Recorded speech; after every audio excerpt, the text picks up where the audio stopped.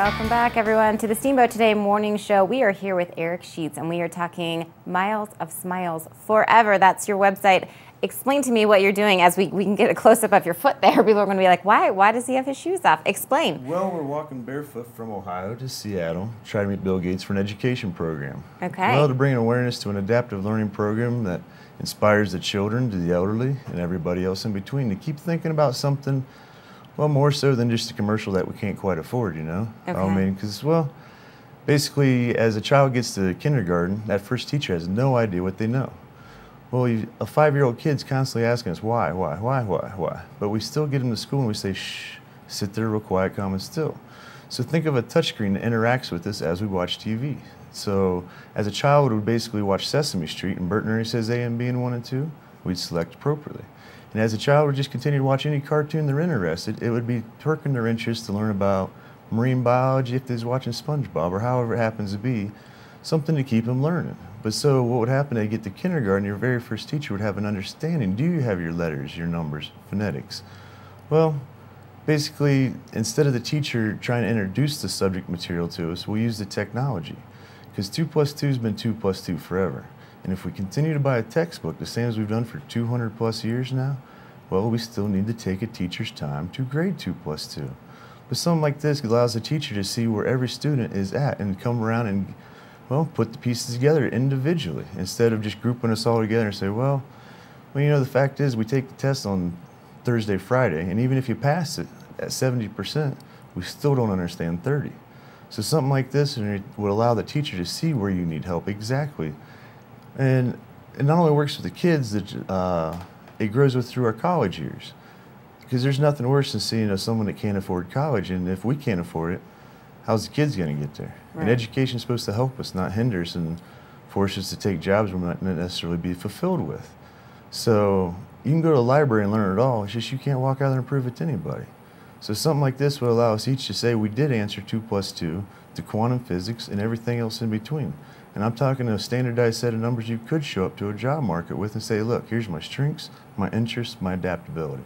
Do you have a job that fulfills me? Well, technology is going to continue to grow and the population is not slowing down either. Well, what do we do in 10 years alone when the semis are GPS up and down the highway and millions upon millions are out of jobs? Well, something like this would actually allow another job or employer to see what someone knows, and not just they drove truck for 25 years, but they also have more credentials. Okay. So, well, it only works with the average Joe, because if we can reach the people that necessarily didn't appreciate school while they're in school, the less likely they're ever going to rob, rape, or pillage. So, I mean, it's something that we have to do just in the proactive stage of humanity. But something like this, we're going to see a huge influx of elderly in the next 10 to 15. So that fact right there, we have machines to keep us breathing, but what's our minds doing? And it's like my grandpa, the caregiver, turns on his TV, so he sits in front of a show all day long, he has no care or concern for it. I mean, it doesn't even work his mind to any degree. So he wastes away to another mush, because that mind is a muscle. You don't use it, you lose it.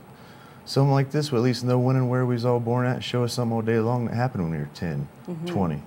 You know, just to keep that mind going. I mean, it gradually reverts back to memory matching skills and number game.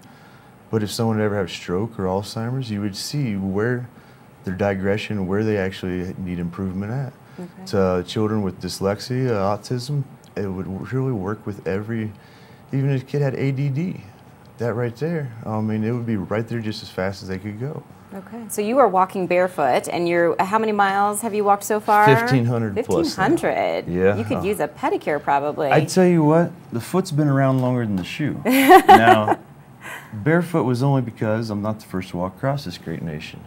So, and this is just something too important, I mean, to help too many people out, not to ever bring notice to it. I mean, to say, you know, I wish I would have done it just a little bigger. I wish I would have tried just a little harder.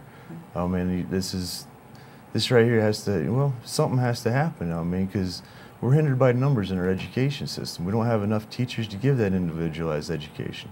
We don't have the building to house them if we did, and the money to put it together if we wanted to. Okay. But now we have the technology to allow that 80-year-old man, well, that truly lived through history, give that little bit of a lesson, and the teacher, well, be the guide instead of, well, it just opens up so many, because you know your best mechanic can only fix half the car if he only has half the tools. Same with the teacher. You know, they are only limited to their options. But yeah, so we left Memorial Day of '08. In 2008, we walked uptown our local parade. Ended up just kept walking. I mean, and the farther west we've come, now we've hit 53 front page papers. I mean, from the Omaha World Herald. I mean, just amazing. This is well, 14th TV spotlight, public broadcasting's behind us on this now when we cross the Mississippi.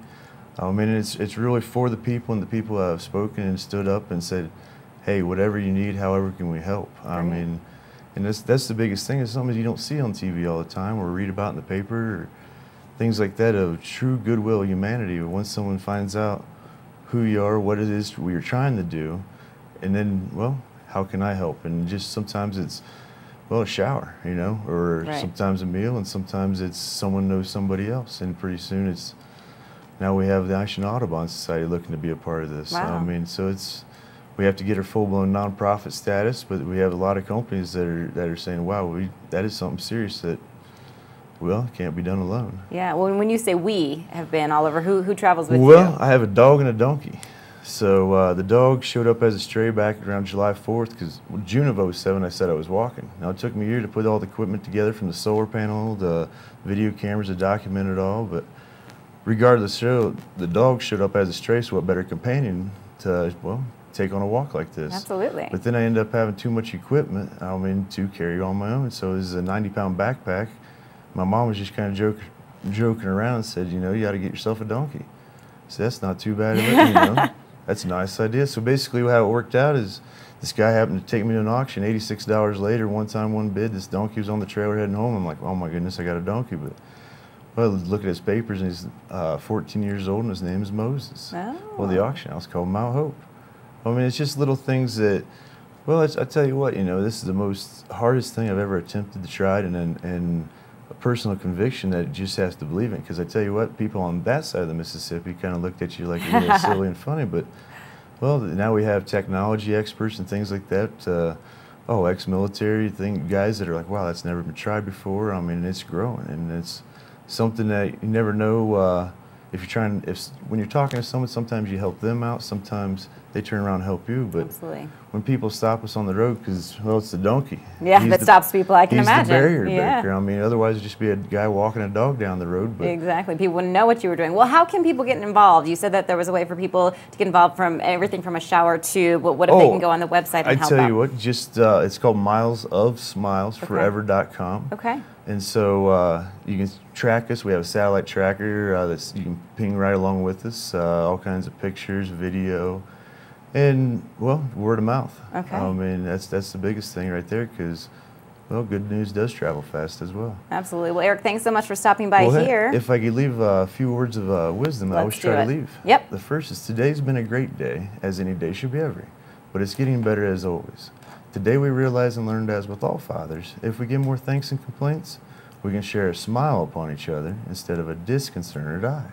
It's just that simple. Thanks for what we got. Don't worry about what we don't, because it does and will pay off. Here's another. Okay. Do not take the time to build a shelf up so high for a book reverend to a higher authority. If it's on the shelf, it's not in our hands. But worry of wasted time from carried in hand, for no help of the hand is a book. If received, though, the only callous heel of the body is the mind at the heart of it all. Think nothing of it stored on the floor.